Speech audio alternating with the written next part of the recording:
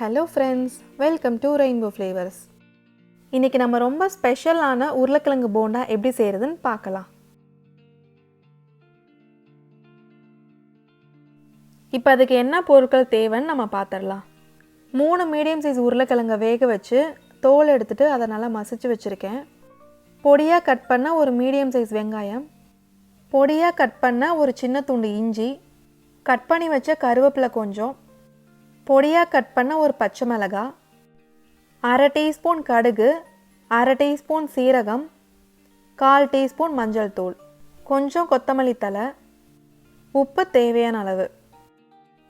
போண்டா மாவு செய்கிறதுக்கு என்னென்ன வேணும்னு பார்த்துடலாம். 1 கப் கடலை மாவு, 1/4 கப் அரிசி மாவு, மஞ்சள் தூள் 1/4 டீஸ்பூன், பேக்கிங் சோடா 1/4 டீஸ்பூனுக்கு கம்மியாக எடுத்துக்கோங்க, பெருங்காயம் 1/4 teaspoon, Kashmiri chilli powder 1 table spoon எடுத்திருக்கேன். இது போண்டாக்கு நல்ல கலர் கொடுக்கும்.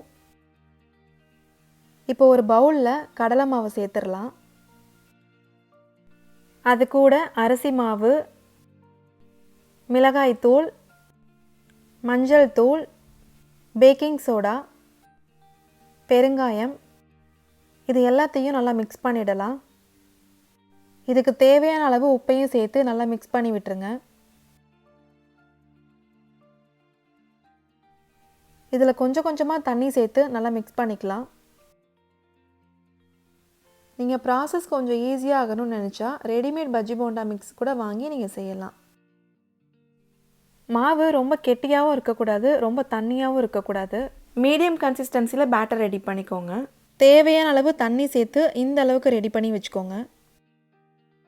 அடுத்து நம்ம போண்டாவுக்கு மசாலாவை ரெடி பண்ணிக்கலாம். அதுக்கு பேனில் 1 டேபிள் ஸ்பூன் அளவுக்கு எண்ணெய் சேர்த்துக்கோங்க. எண்ணெய் ஹீட் ஆனதும் அதில் நம்ம கடுகு சேர்த்துடலாம். கடுகு பொரிஞ்சதும் அதில் சீரகம், பச்சை மிளகா, கருவேப்பிலை, கட் பண்ண இஞ்சி, இது எல்லாத்தையும் மிக்ஸ் பண்ணி விட்டுடலாம். அடுத்து இது கூட வெங்காயத்தையும் சேர்த்து நல்லா வதக்கிடலாம்.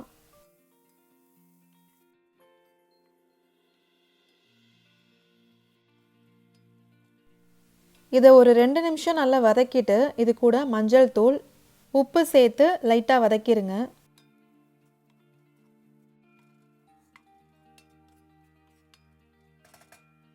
அடுத்து இது கூட மசிச்சு வச்ச உருளைக்கிழங்கை சேர்த்துடலாம். சேர்த்துட்டு நல்லா மிக்ஸ் பண்ணி விட்டுடலாம்.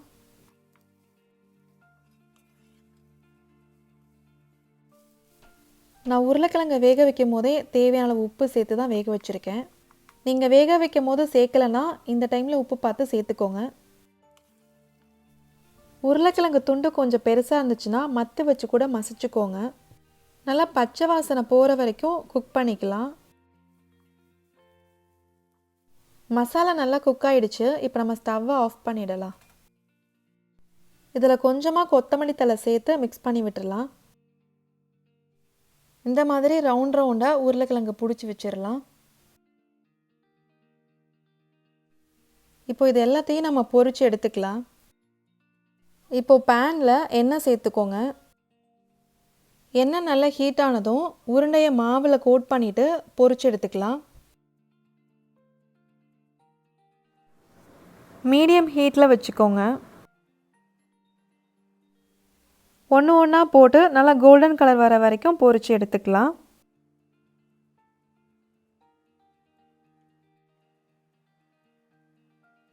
போண்டா ரெடி ஆயிடுச்சு, எடுத்துடலாம்.